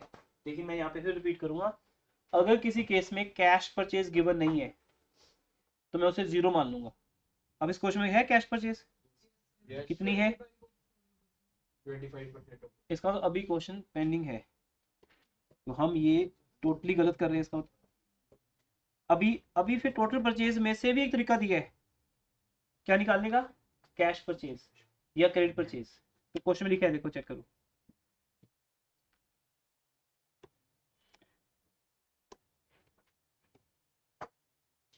आज कहाँ लिखा है कैश और क्रेडिट का link? Cash purchase 25% of total, जिसको अभी तक हमने यूज नहीं किया था। ठीक है, अब क्या बोला था उन्होंने उस टाइम कि अगर टोटल 100 है, कैश 25 है, तो क्रेडिट कितने 75, और आपके पास 3 लाख क्या है, कैश परचेज टोटल के क्रेडिट टोटल है।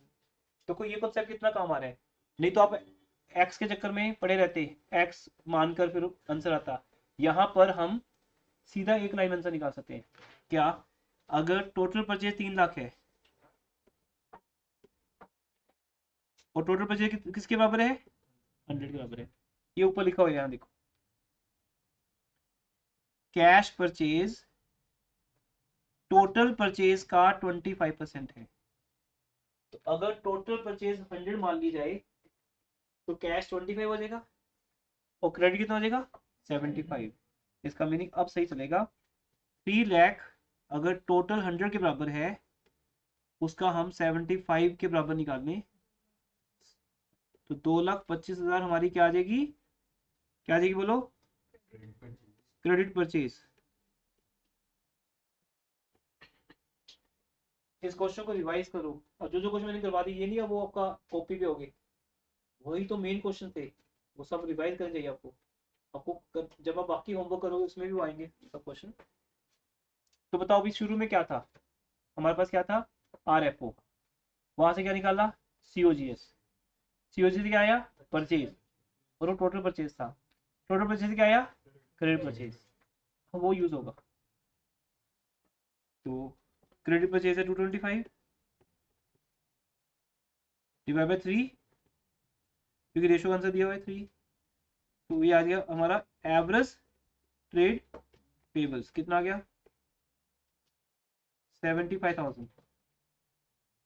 क्या आपको एवरेज ट्रेड पेबल निकालनी है, क्वेश्चन क्या है, क्या लिखा क्वेश्चन में,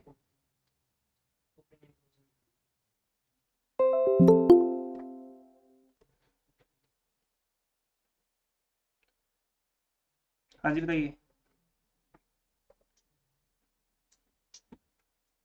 ओपनिंग क्लोजिंग निकालनी है। अब ओपनिंग क्लोजिंग के लिए फिर क्वेश्चन कुछ दिया हुआ है, क्या लिखे है,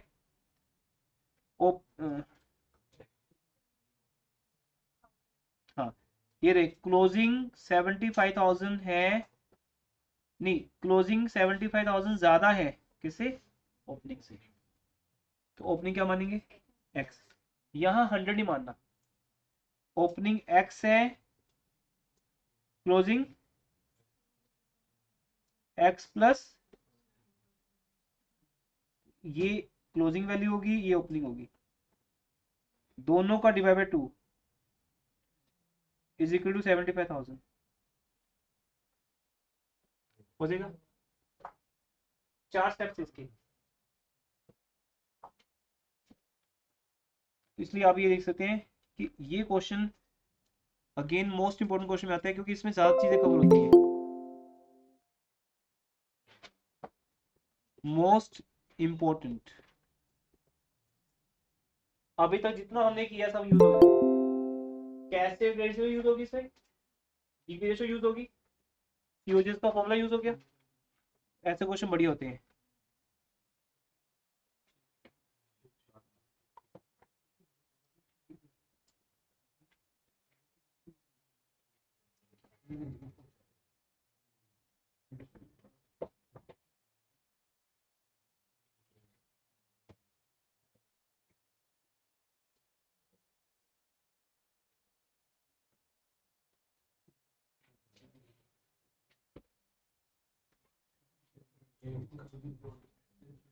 ओके, नेक्स्ट फॉर्मूला लिखिए,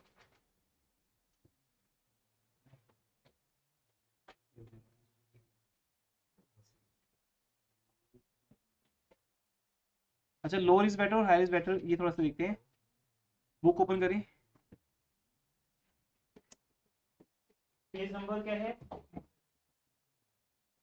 एक्चुअली ये तो याद ही हो जाएगा ना। भूपेंद्र जोगी यूएस में कहाँ कहाँ गए आप? हाँ, यूएस में 3.9 बहुत जगह गया हुआ हूँ मैं, नाम बताइए। भूपेंद्र जोगी अब आपको अच्छा नहीं लगेगा हमने कितना कवर कर दिया। अमेरिका में कहाँ कहाँ गए? देखिए अमेरिका देखा हुआ है हमने न्यूज़ों पर, उधर आना सोवेंसी की 5 रेशोज और एक्टिविटी रेशोज में inventory, trade receivable, trade payables और 3 और रह गई हैं।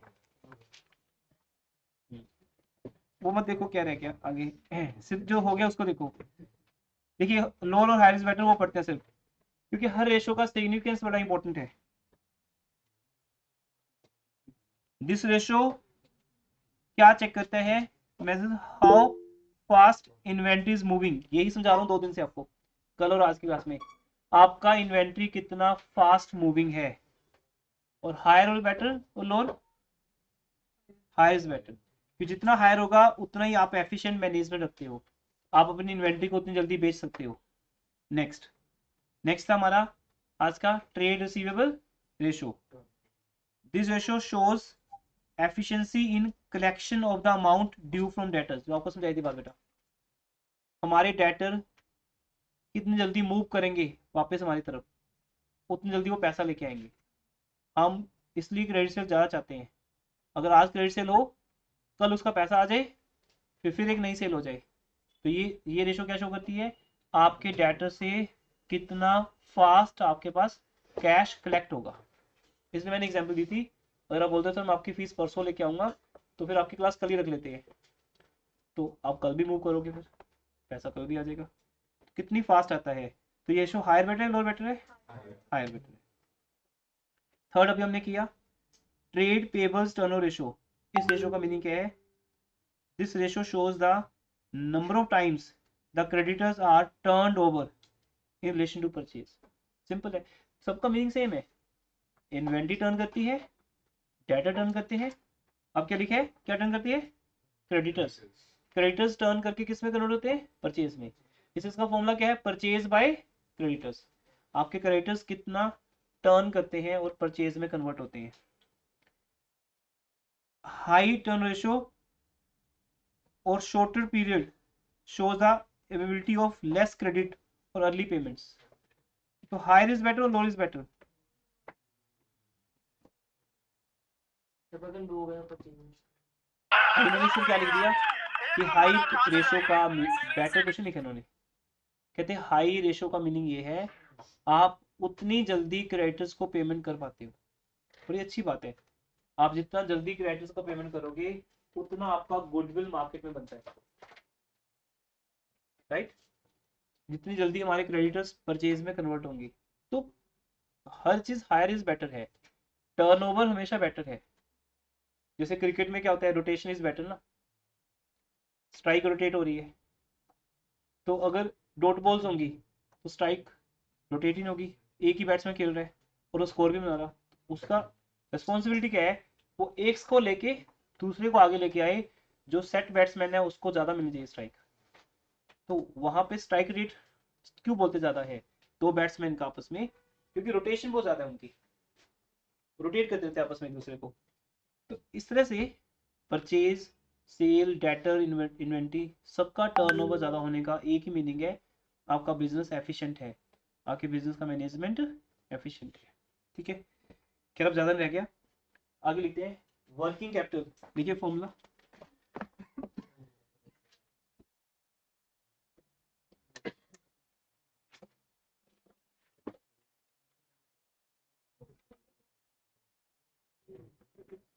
Working capital turnover ratio.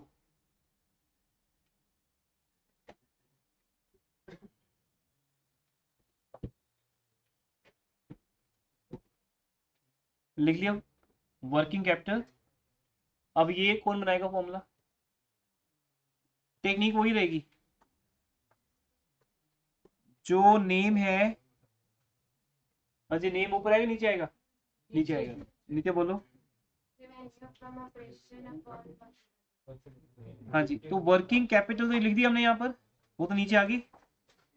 लेकिन वर्किंग कैपिटल का लिंक किससे बनाएंगे हम, वर्किंग कैपिटल का लिंक कॉस्ट से बनेगा या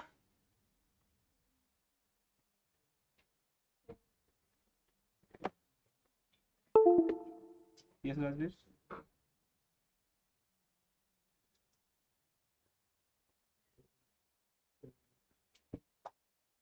ओके मैं भी रिमूव करता हूँ, मुझे लग तो रहा था लेकिन मुझे शायद हमारे स्टूडेंट है।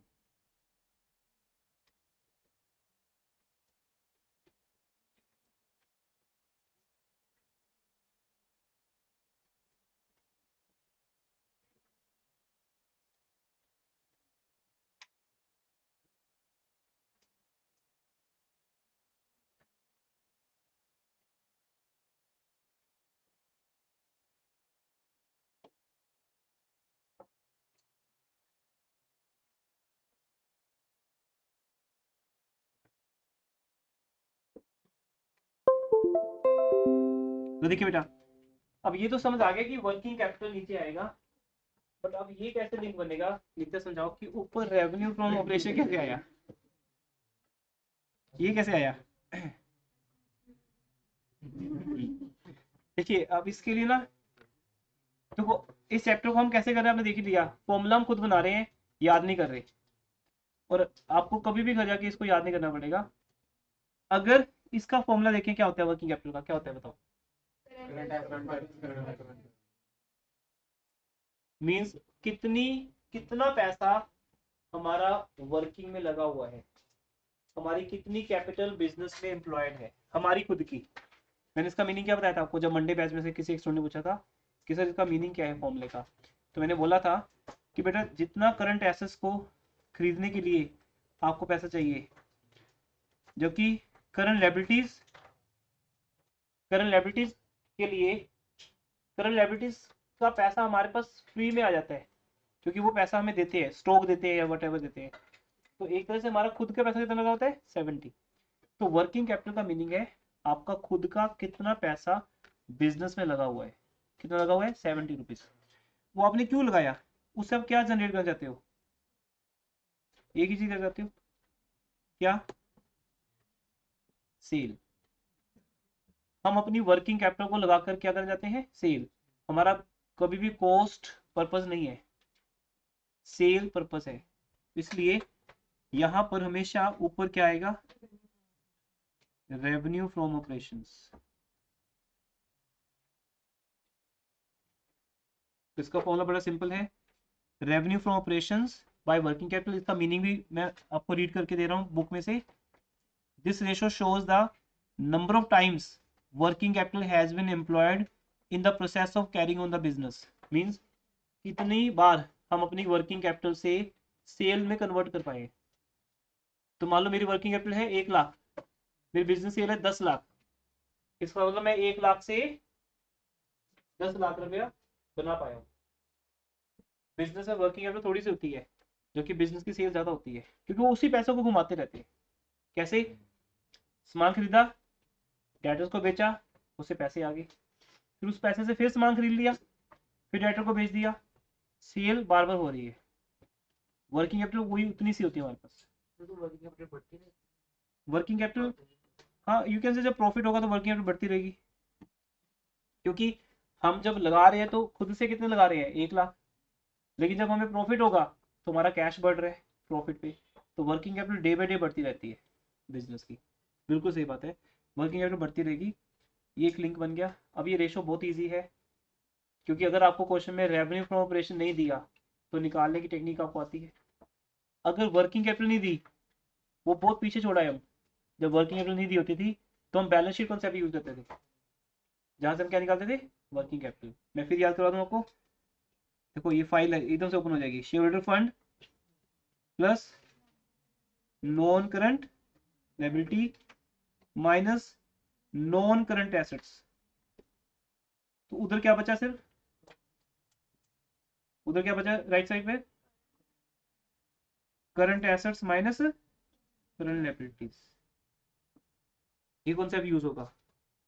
बाकी क्वेश्चन बहुत इजी है। ये देखो रेवेन्यू दिया हुआ है, माइनस कर दो आपस में, क्या आ गई, working capital. Current asset minus current liability is equal to working capital. Ratio का आंसर आ गया।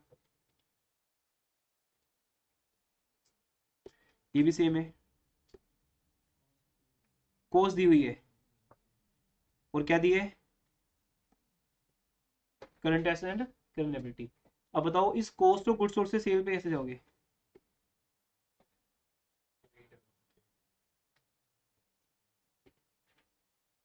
नहीं जा सकते। अगर नहीं जा सकते तो फॉर्मूला चेंज कर लेते हैं। इट फॉर्मूले में बुक में चाहे लिखा नहीं हुआ, लेकिन रेवेन्यू फ्रॉम ऑपरेशन अगर पॉसिबल ना हो तो हम कॉस्ट भी ले सकते हैं ऊपर, बट बिल्कुल इमरजेंसी में, जिस क्वेश्चन में आपके लिए कॉस्ट ऑफ गुड्स सोल्ड निकालना पॉसिबल ना हो, सिर्फ वही ऐसा कर सकते हैं, अदरवाइज नहीं। अब इस क्वेश्चन में करना पड़ेगा, हमें सेल को छोड़ना पड़ेगा, क्या लेना होगा, cost of goods sold, otherwise RFO ही लेते हैं। पर ये आरएफओ का कौन सा पार्ट हो गया, कॉस्ट वाला पार्ट हो गया। इतनी जो गुड्स हमने बेची है वो कितने की थी, 5 लाख की थी, और गुड्स बेचने के लिए हमें क्या लगानी पड़ती है, वर्किंग कैपिटल। तो वर्किंग कैपिटल को लगाकर हमने गुड्स बेची है, तो उस केस में आरएफओ की जगह पे क्या ले सकते हो, cost of goods sold. Otherwise it's an exceptional case, तो इसको छोड़ सकते हो, ऐसी यहाँ पे गिवन है। अच्छा, आरएफओ अगर निकालनी है तो कैसे निकलेगी, cash plus minus sales return, क्योंकि हमेशा आरएफओ किस होती है, नेट पे। अगर दिया तो वो नेट पे है, अगर हम निकाल रहे हैं तो उसको नेट पे कन्वर्ट करना पड़ेगा।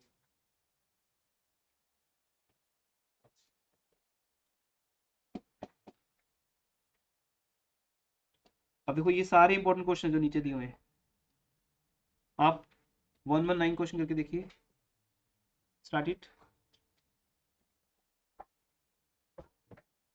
119 क्वेश्चन स्टार्ट करिए। 118 से क्या कह रहे हो, 118 118 में से माइनस, करनी पड़ेगी, क्योंकि वो तो रेवेन्यू फ्रॉम ऑपरेशन निकालना है बेटा, हमने दिया नहीं हुआ, वो कहते हैं निकाल लो खुद, cash plus credit minus cell return, दिया नहीं हुआ, निकालने को बोल। करो स्टार्ट भी 119।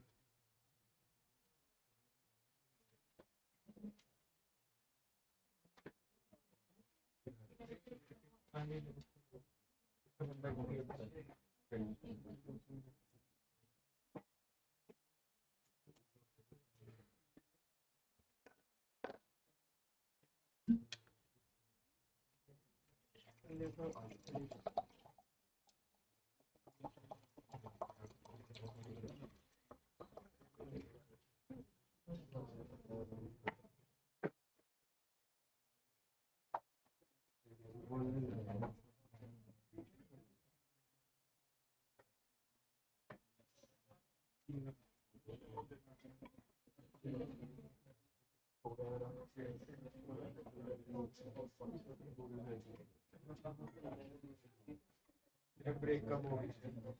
कर लो ब्रेक, मुझे ताकि हम खत्म करके करें, खत्म ही कर देते हैं। खत्म करना फिर वो तो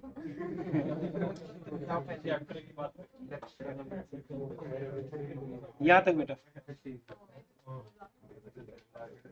मीन्स एक रेशो करनी है आज हमें, बस एक रेशो मतलब हेडिंग, बस नहीं है। मुझे तो कुछ लगा ही नहीं, अभी तो वार्म अप चल रहा है। 3-4 घंटे तो आप ऐसे ही पढ़ते हो daily, accounts, economics, business studies लगे रहते हैं।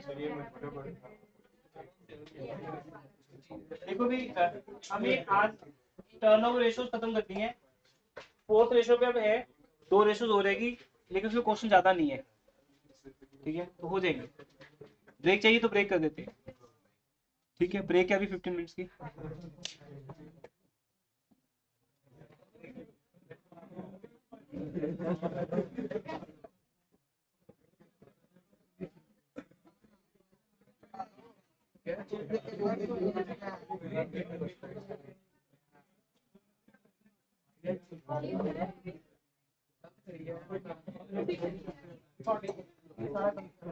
है।